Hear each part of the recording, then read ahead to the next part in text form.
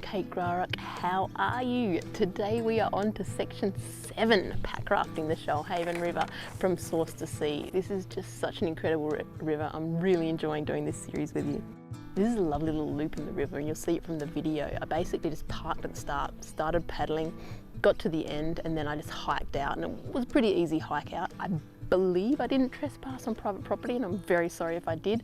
That's something you have to check out if you want to follow in this path. It was such a beautiful sort of section of river with just, you know, forested country, sandy banks, stopped for a swim.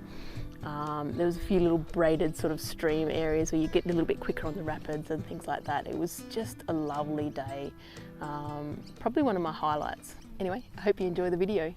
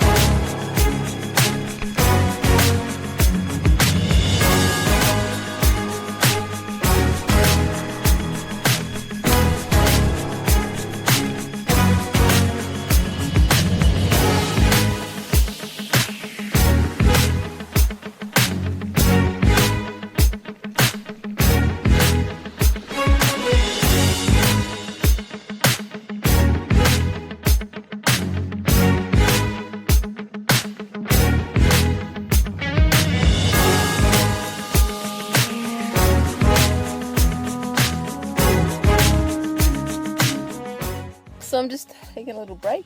One of the coolest things I guess about taking the break is that sometimes you actually drift with the current and kind of making progress. But in a way I kind of don't care. It's just really beautiful today. The river's a lot wider, there's less strainers, so trees across the river. It makes for a much less stressful day. I've only had to get out once and drag over a sandbank. It's just a really beautiful part of the river. Pretty happy.